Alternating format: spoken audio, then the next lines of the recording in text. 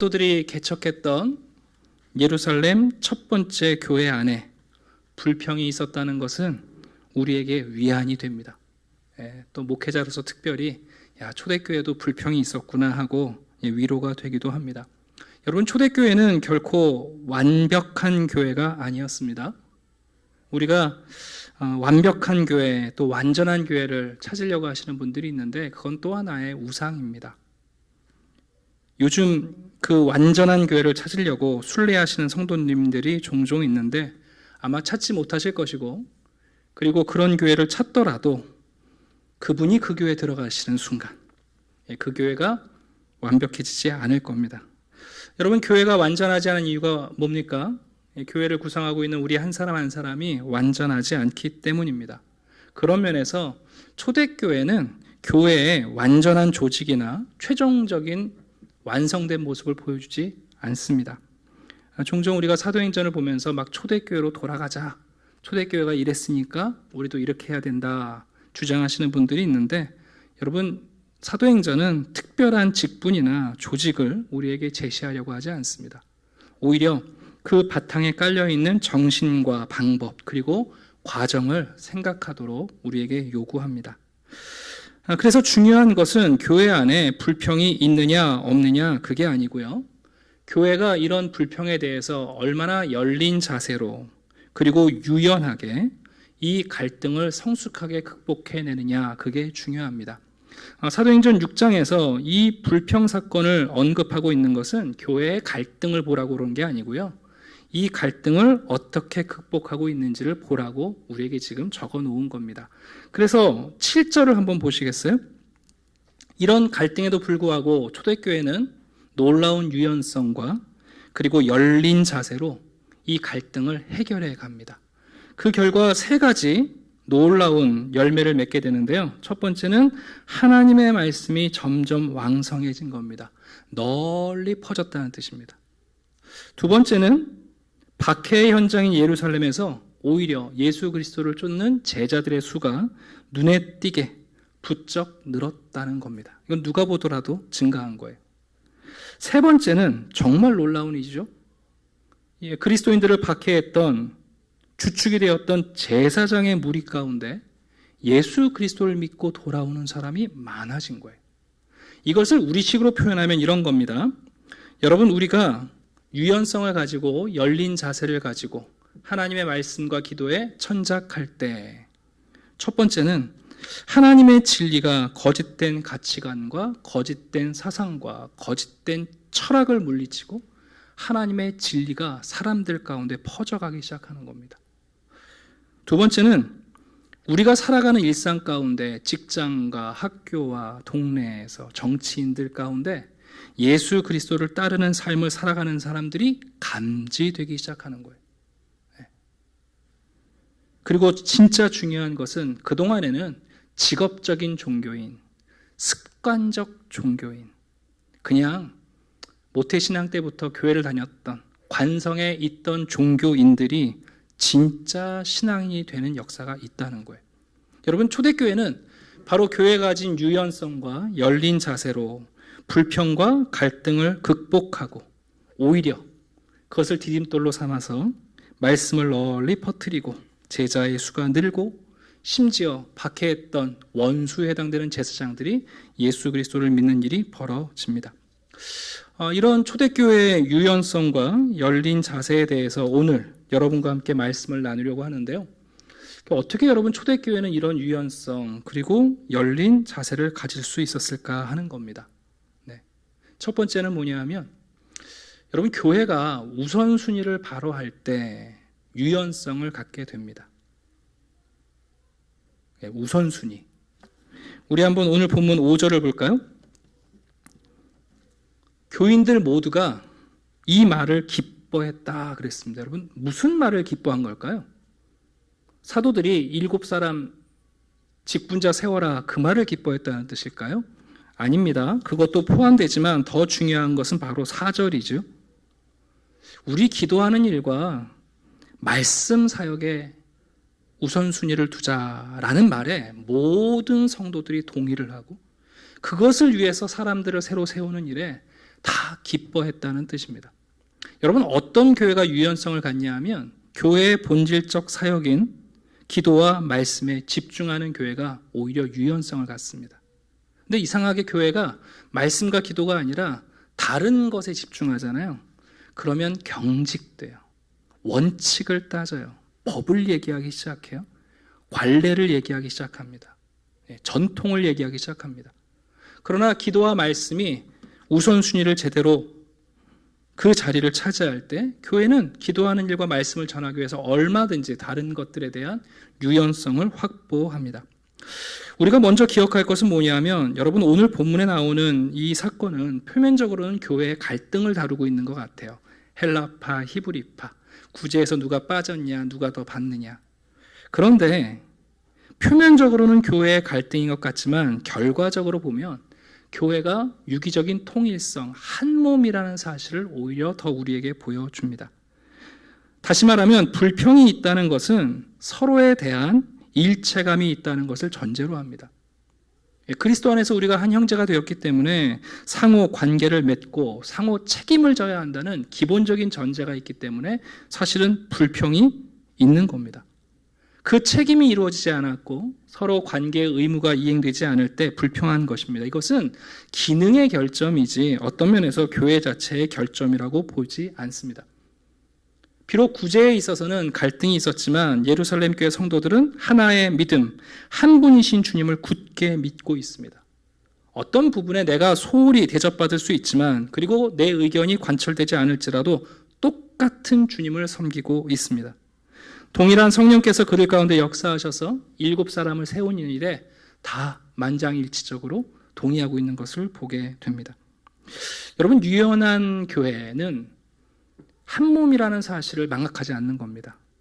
그래서 교회에 대한 두 가지 태도가 있어요. 어떤 분들은 성도들을 대할 때 쓸모없다고 생각하는 사람이 있고, 어떤 분들은 불편하게 느끼는 분들이 있어요. 여러분, 한번 몸을 생각해 보시겠어요? 내 몸에 어떤 지체가 쓸모없다고 생각하면 어떤 도구가 필요하죠? 칼이 필요합니다. 왜? 잘라내야 되잖아요. 내 몸의 일부분이 쓸모없다고 생각하면 칼을 찾습니다. 그러나 그게 아니라 내 몸의 일부분이 불편하다고 생각하면 의사를 찾아가고 약을 먹는단 말이에요. 그러니까 교회가 기본적으로 불평이 있다는 것이 문제가 아니라 이 불평의 근본적인 바탕이 우리가 한 몸이고 우리가 일체성을 가지고 있다는 것을 전제로 할 때 우리가 쓸모없다고 말하는 게 아니라 불편하면 그것을 감당하려고 애를 쓰는 거죠. 예를 들어 드리면, 여러분, 회중의 비판을 수용하지 못하는 교회 지도자들이 있습니다.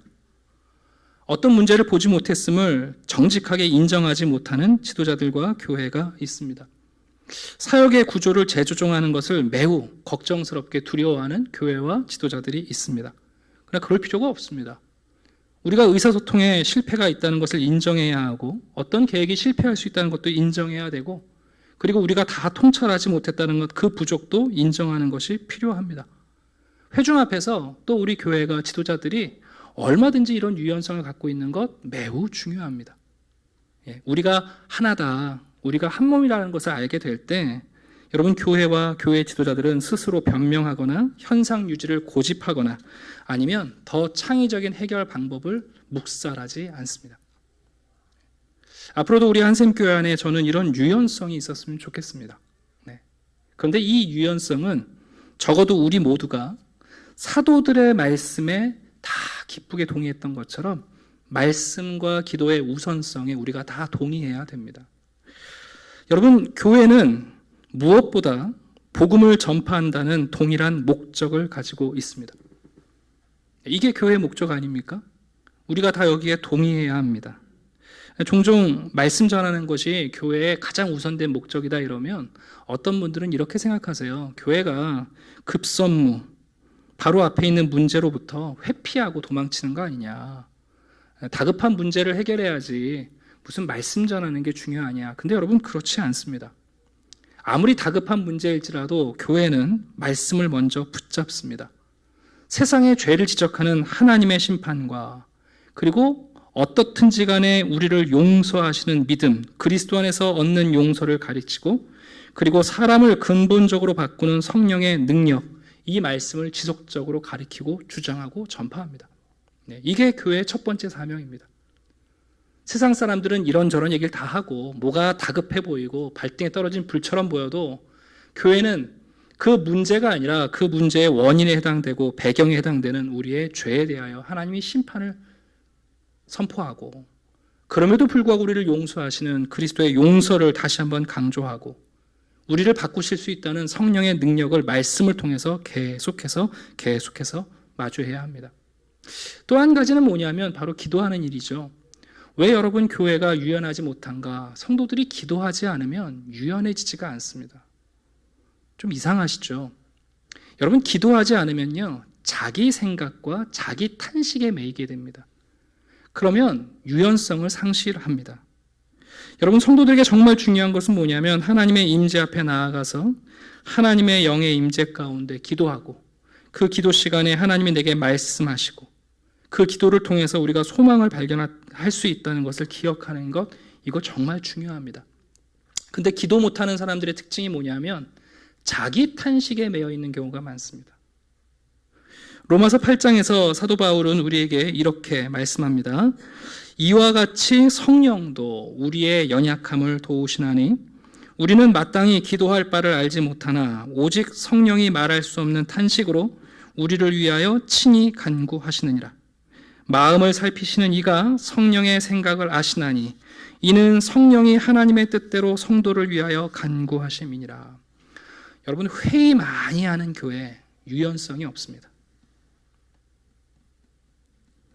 법을 많이 만드는 교회 유연성이 없습니다. 기도하는 교회가 유연성을 갖습니다. 자기 탄식에 빠진 사람들은 성령의 탄식을 들을 수 없는데 왜 그런가? 기도하지 않기 때문에 그렇습니다. 여러분 시편을 보면 우리가 어떤 성도들을 발견하냐 하면 자기 탄식에 빠져서 절망하다가 그 성도들이 기도를 포기하지 않는 거죠.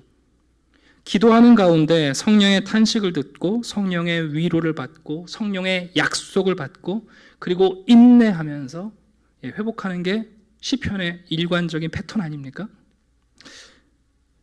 시편을 다 볼 수 없으니까 대표적인 세 분의 기도를 제가 들려드리려고 하는데 시편 83편에서 아삽이라는 분이 이렇게 기도합니다.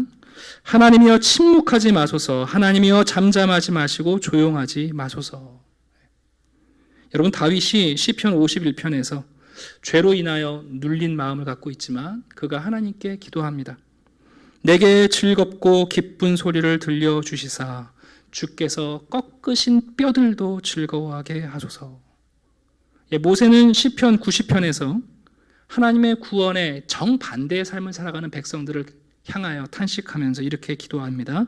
여호와여 돌아오소서 언제까지니까 주의 종들을 불쌍히 여기소서. 여러분 우리가 기도할 때에 침묵하지 아니하시는 하나님, 즐겁고 기쁜 말씀을 주시는 하나님, 지금도 우리에게 돌아오고 계시는 하나님, 그 성령의 탄식과 하나님의 약속을 우리가 받게 됩니다. 여러분 교회는 기도와 말씀이라는 우선성을 상실하면 유연성을 상실합니다. 이건 성도 개인도 마찬가지인데요. 여러분의 삶의 말씀과 기도가 점점 희석되어지면 여러분 딱딱해지십니다. 근데 이상해요. 말씀이 있고 기도가 있는 성도들은요, 유연성을 가져요. 네, 이게 얼마나 중요한지 몰라요. 코로나 시기에 교회가 이것저것 못하고 안 하고 금지되고 여러분 그거 중요하지 않아요. 이때 오히려 기도와 말씀에 집중하는 교회는 여러분 이런 어려운 시기일수록 더 유연하게 우리의 본질적인 말씀과 기도에 깊이를 가지고 나아갈 수 있습니다. 한 걸음 더 들어가게 되면 이 기도와 말씀에 무엇이 들어가 있어야 되냐면 사랑의 섬김이 들어가 있어야 돼요. 그러면 우리가 말씀을 전하고 기도하다 보면 자연스럽게 그 결과로 성도들이 교회 안에 모여들게 되고요. 그리고 그 성도들을 돌아보게 되는 구제 사역이 시작됩니다. 복음을 듣고 교회 안에 들어온 다양한 사람들이 갖고 있는 고통을 돌아보는 일, 여러분 그것은 고귀하고 거룩한 사역입니다. 캠벨 물간 목사님은 교회가 그렇게 사람들을 섬기는 것을 교회의 자동문이라고 표현하셨어요. 사람들이 교회가 문턱이 높다고 그러는데 교회가 그들을 섬기고 돌아보고 구제하다 보면 마치 자동문처럼 문이 열려서 사람들이 몰려든다는 거죠. 그 상관관계를 이렇게 표현하고 있는데 한번 들어보시겠어요? 구제하는 일은 교회 사업의 모든 것이라고 할 수 있을 만큼 언제나 고귀하고 거룩한 사역이며 그 사역으로 인하여 교회의 문은 자동으로 열려 사람들이 교회의 문턱을 넘어 들어와 봉사와 사역을 하게 한다. 하지만 그 일을 행하는 것이 말씀을 전파하도록 부르심을 받은 사람들을 방해할 수도 있다. 우리가 하나님의 말씀을 제쳐놓고 공궤를 일삼는 것이 마땅치 아니하니라는 말은 구제의 일이 하찮고 보잘것없는 저급한 일임을 말하는 것이 아니라 비록 그 일이 고귀하고 거룩한 사역이라 하더라도 사도의 고유의 직임을 성취하는데 장애가 되는 고로 하지 않겠다는 뜻이다. 이처럼 교회 조직에 있어 가장 우선적인 일은 말씀의 전파자를 기도와 말씀 전파 이외의 모든 일로부터 자유롭게 하는 것이다. 이 말씀은 무슨 얘기냐 하면 기도와 말씀의 우선순위 중요하고 그 결과로 모여진 성도들을 구제하고 돌아보는 일도 중요하다는 거예요. 이것은 자연스러운 순환을 이루게 되는데 까딱 잘못하면 우선순위를 잃어버리게 되면 이 순환이 악순환으로 바뀐다는 거죠. 우리가 한번 하나님의 사역을 생각해 보면 이해가 가요. 여러분, 하나님의 가장 우선순위가 뭐죠? 자신이 사랑하는 백성들을 구원하신 일이에요. 그게 하나님의 우선 사역 아닙니까? 근데 하나님께서 우리를 구원하시고 나서 모른 척 하시지 않잖아요. 우리를 구원하신 다음에 하나님이 그 다음에 하신 일이 뭐냐 하면 과부의 남편이 되어주시고 고아의 아버지가 되어주시고 나그네에게 고향이 되어주신 일을 하시거든요. 또 그들이 경험한 하나님을 전파하고 하나님께 기도하며 살아가면서 또 새로운 구원의 백성들이 늘어나잖아요. 이게 하나님의 구원 역사의 선순환이에요. 그러니까 우리는 이 두 가지를 다 해야 돼요. 기도와 말씀, 구제, 사역.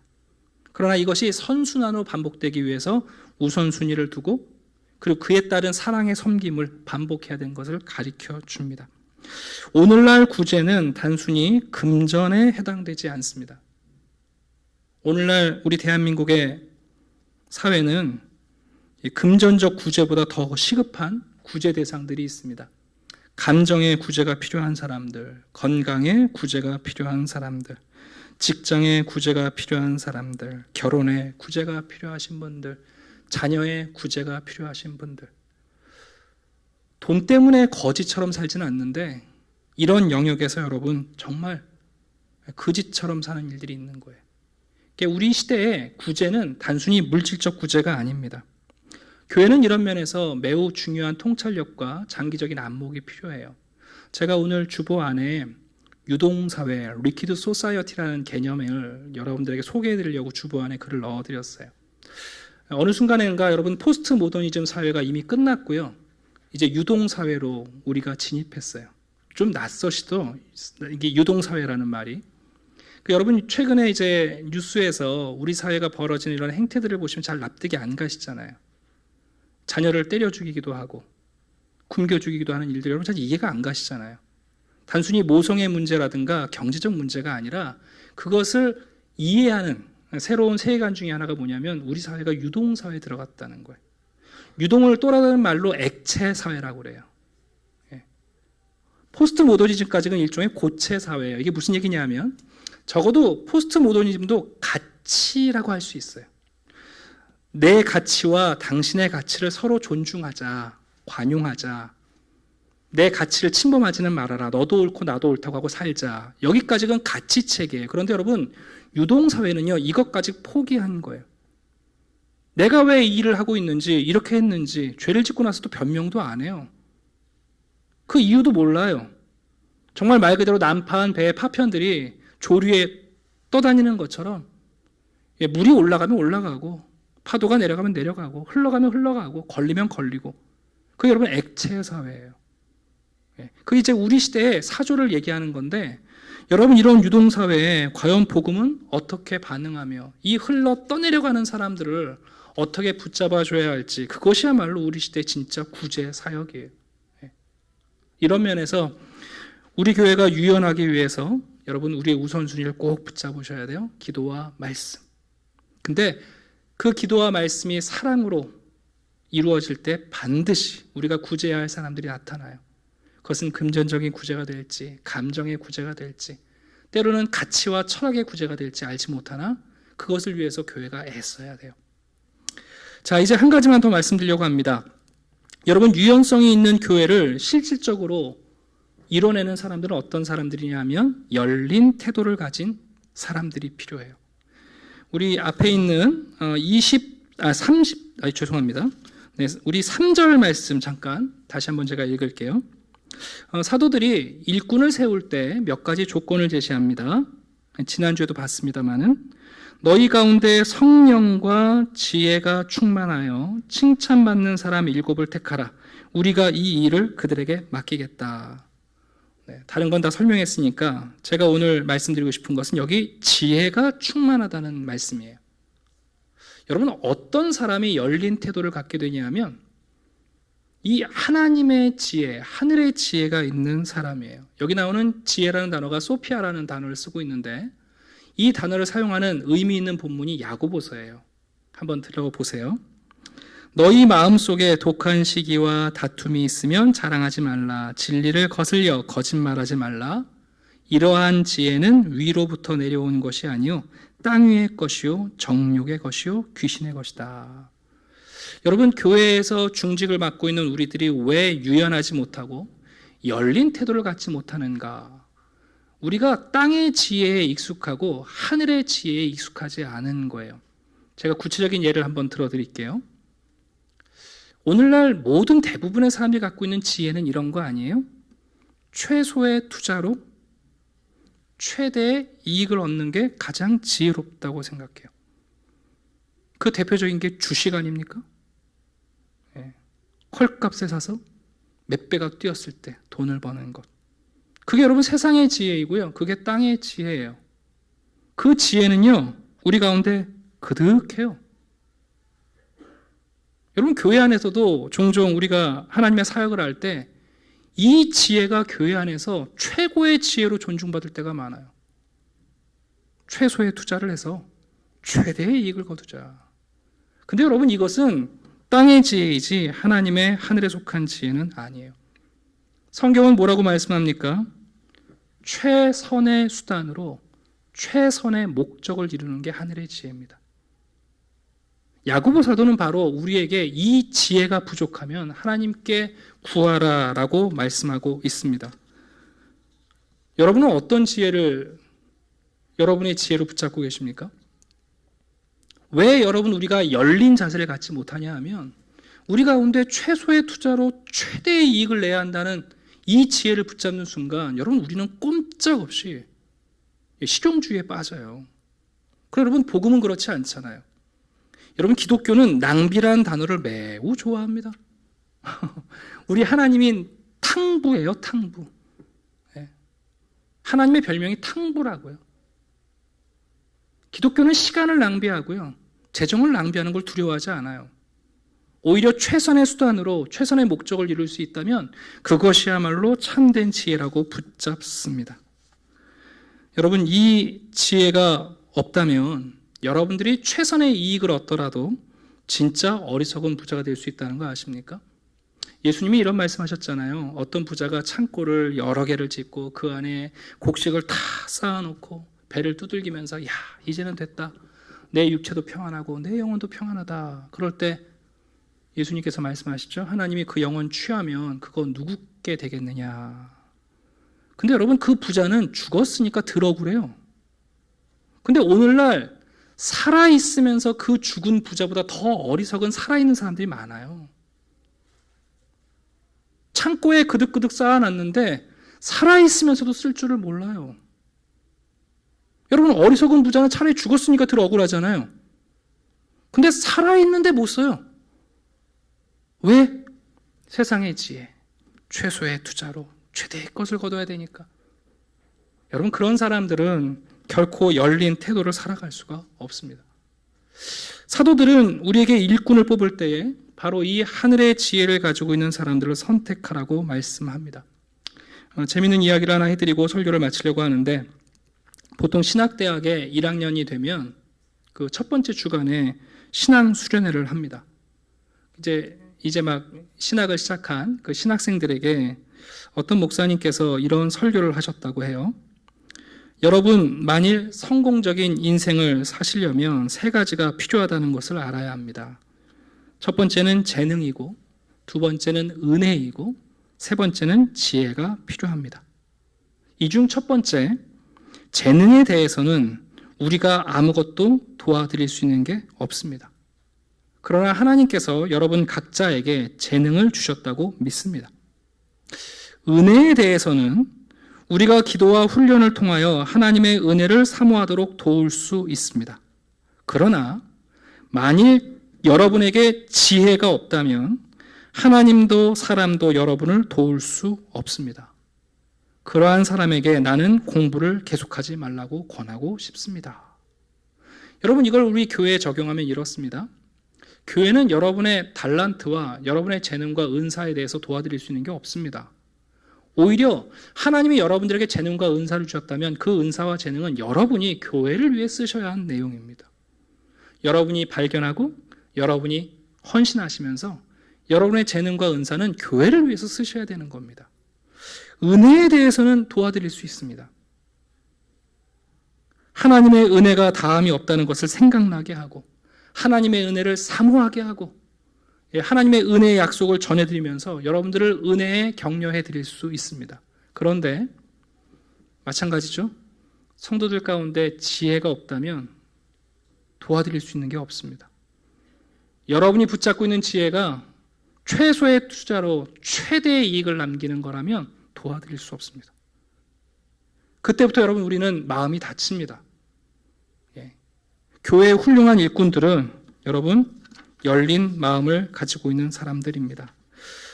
야고보 사도가 말합니다. 너희 중에 누구든지 지혜가 부족하거든 모든 사람에게 후히 주시고 꾸짖지 아니하시는 하나님께 구하라 그리하면 주시리라. 최소의 투자로 최대를 거두려는 분들은 결코 기도할 수가 없습니다. 그 귀한 시간을 눈 감고 가만히 앉아 있을 수가 없는 거죠. 자, 말씀을 정리하려고 합니다. 여러분, 초대교회에 갈등이 있었다, 불평이 있었다, 이게 핵심이 아닙니다. 초대교회는 놀라운 유연성과 열린 태도를 가진 지혜로운 지도자들을 통해서 여러분이 이 갈등을 극복합니다. 그리고 오히려 귀한 세 가지 열매를 맺었습니다. 하나님의 말씀이 널리 퍼집니다. 세상의 가치관과 철학을 하나님의 진리가 이겨냅니다. 삶의 적재적소에 그리스도를 따르는 제자들이 눈에 띄게 나타났습니다. 그리고 무엇보다 형식적이고 종교적이고 직업적이었던 종교인들이 진짜 성도가 되고 있습니다. 모태신앙으로 자란 분들도 있고 어려서부터 주일학교를 다녀서 우리 가운데 너무나 익숙하고 습관적인 신앙을 가지고 있는 분들이 많이 있어요. 또 한국교회 성도님들께서는 이 제사장처럼 나도 모르게 이미 직업적인 정신으로 신앙생활하는 경우도 있거든요. 여러분, 말씀과 기도의 우선성을 되찾고 그리고 우리가 하늘의 지혜로 열린 태도를 갖게 될 때 진짜 신앙인들이, 진짜 신앙이 우리를 사로잡게 됩니다. 여러분들이 그런 복된 분들이 되기를 주님의 이름으로 축원합니다. 기도하겠습니다. 아버지 하나님, 감사합니다. 이 땅의 교회가 그리스도의 몸임에도 불구하고 완벽하지 않습니다. 그러나 쓸모없는 사람들이 아니라 불편한 사람들이고 아픈 사람들임을 기억하고 그들에게 의사가 필요하며 돌봄이 필요하다는 것을 깨닫게 해 주시옵소서. 혹 우리 가운데 불평이 있을지라도 하나님 기쁘게 듣고 그 불평 가운데 지혜로운 대안을 찾는 교회가 되게 해 주시옵소서. 우리 한샘교회가 말씀과 기도라는 우선성을 잃어버리지 않게 하시고 사랑으로 말씀을 전하고 기도할 때에 우리에게 맡겨진 구제, 이 시대에 꼭 필요한 섬김을 감당하게 해 주시옵소서. 한 분 한 분을 주님께서 세우실 때에 하늘의 지혜로 일어서게 해 주시옵소서. 최소의 투자로 최대의 이익을 거두는 사업가의 집단이 아니라 우리를 위하여 사랑을 낭비하시는 하나님을 닮아 기꺼이 최선의 수단과 최선의 목적을 이루어내는 갈등과 불평과 어려움을 극복하여 복음을 전하고 그리스도인들의 헌신이 일어나고 직업적이고 습관적인 신앙들이 깨어있는 살아있는 신앙이 될 수 있도록 하나님 은혜를 베풀어 주시옵소서. 감사드리며 예수 그리스도 이름으로 기도드립니다. 아멘.